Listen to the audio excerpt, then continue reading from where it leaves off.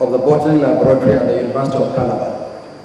What is interesting, if you can see the graphics well, is that some of the furniture, the stools, were actually donated by students, because there's an inscription there showing that the stools were donated by the National Association of Microbiology Students.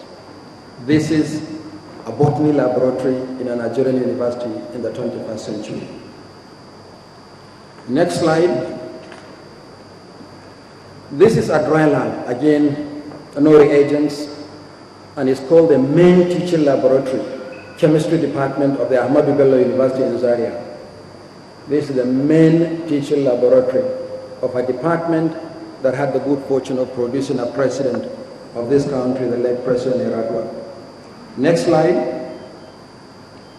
These are 300-level biology and biotechnology students at the University of Benin. The laboratories are dry, they are empty, and so the students seize the opportunity to recharge their mobile phones during practicals, because there is virtually nothing. Next slide. Some laboratories are good, but they are empty. This is the Yobe State University. It's well furnished, but there is nothing there. Next slide. Next slide is the Obafemi Awolowo University. Fairly good facilities, but completely empty. Next one, believe it or not, this is the engineering workshop at the University of Maiduguri. It's not a roadside welding workshop. They use these facilities to produce engineers for our country. Next slide, obsolete teaching equipment from the Lagos State University and the Obafemi Awolowo University, Ife. The one to your left is Lagos State University, LASU, and to your right is Obafemi Awolowo University. Now this is the architecture studio at the Ahmadu Bello University in Zaria. These pictures were taken in March last year. Most extraordinarily, next one. Next slide. This is, believe it or not, the automobile workshop at the Faculty of Mechanical Engineering at the Federal University of Technology, the Federal University of Technology of Owerri. The workshop is conducted under a tree. There isn't even a roof. Okay. Next slide. Next slide is the agriculture workshop at the Abubakar Tafawa Balewa University in Bauchi. This workshop in a university. My attention has been drawn that there is no time. I'm going to move fast. Let's go to the next picture. Just keep going until you hit the next picture. This is a section of the Kashim Ibrahim Library at the Ahmadu Bello University in Zaria, completely bereft of books. Next slide. Next slide is a university library. It's called the Ignatius Ajuru University of Education at Rumolumeni, River State. So just as you have an empty library in the northwest, you also have an empty library in the south-south. Let's go to the next one. Fiscal projects with so many abandoned projects. Let's go to the next slide quickly. Next picture. Next one. Next one. This is one of the abandoned projects being constructed by the NDDC at the University of Benin. It's supposed to be the medical college of the university. Next one of the 22 abandoned projects at the University of Nigeria in Nsukka. Next one, this is an abandoned library complex at the Niger Delta University on Wilberforce Island, a university without a library. Now let's go to the teaching staff. Again, I'll be fast. Let's go to the next slide. Next one. There are 37,504 lecturers in Nigerian universities, public universities today. 87% of the lecturers are males, 17% are females. The most male-friendly university in Nigeria is Bayero University, where 93% of the lecturers are female, including the president of ASU. But the most female-friendly university in Nigeria is the Ambrose Ali University, where almost 60% of the lecturers are females, including the acting vice chancellor. Next one, 61% of the lecturers are employed in federal universities, only 39% are employed in state universities. And the universities with the highest ratio of students, are we on the next slide? Yes, At the National Open University, the ratio of lecturers to students is 1 to 363 lecturers. The University of Abuja is 1 to 122 students.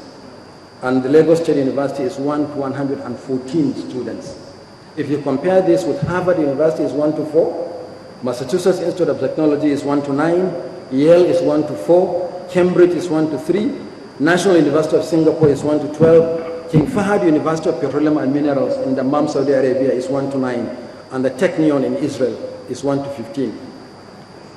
But at the National Open University in Nigeria is 1 to 363. Next slide. 57% of those who teach in Nigerian universities have no PhDs. Therefore, the system is bereft of qualified lecturers. Because if you don't have the terminal degree, and you are employed to teach in the university system, you are still in a training position. And it is the responsibility of the proprietor to train you. At least this is the system we benefited. I didn't go to Cambridge and Oxford on my own. I was a lecturer at the University of Jos. Even though I secured international scholarships, I was still employed as a graduate assistant and sponsor or released for postgraduate studies. So 57% of the lecturers have no PhDs. Next one, intellectual achievement. Next one, let's go to intellectual achievement, is also very low. If you look at the number of journals that bear articles written by Nigerian academics, but at the same time, in the last 3 years, there were only 2 registered patents owned by Nigerian academics. And then no Nigerian academic is in the league of Nobel laureates, or even a nominee for the Nobel Prize. I know that people will talk about our own dear Professor Ole Soyinka, but if you Google the Nobel site, you will see all the laureates listed who have academic addresses, like laureates from the universities.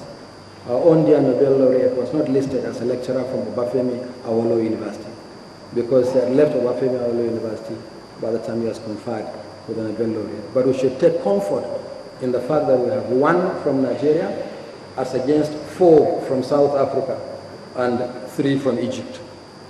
But since then, no Nigerian has even been nominated for the Nobel Prize, let alone winning it. It's one thing to be nominated and quite another to actually win it. Non-teaching staff, we have 7,511. We have twice more non-teaching staff than teaching staff in the universities, which is a misnomer. And at the University of Benin, for instance, there are more senior staff in the registrar cadre, deputy registrars, principal assistant registrars, senior assistant registrars, than there are professors in the university.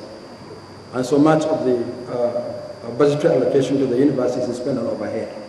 You know, it's just like going to the universities and you see more administrators than medical personnel. There is something wrong with that university, that hospital. Let's go to students' enrollment. I'm going to be very quick before I'm reminded again. The total students' population in public universities in Nigeria is 1.2 million. 85% of the students are undergraduates. 5% are sub-degree. Can we go to the next slide? 5% of them are doing sub-degree, 3% are doing diplomas, 5% masters, but only 2% is registered for the PhD. The implication is that the university system in Nigeria is incapable of regenerating itself. Where are the future lecturers going to come from? It's from the postgraduate schools, but they only account for 2% of the total students enrollment. And then, for obvious reasons, we're not able to attract the international lecturers that our universities were once endowed with. So we have a very big problem in that respect. Next slide. 33.1% are studying courses in the arts and social sciences. 16% in science, including science education. 6.3% engineering. 5% medicine. 3.9% agriculture. 1.4% pharmacy. 1.3% law. Based on the current enrollment, is 68 to 32, the ratio in favor of non-science and non-technology courses. The national policy is 60-40 ratio in favor of science and technology. So we're not even able to meet our national policy. Most importantly, there is no relationship between the tangible manpower needs of the nation or the states with the universities we have established. For instance, it will be interesting to know in Ogun State, how many doctors the state needs, how many engineers, how many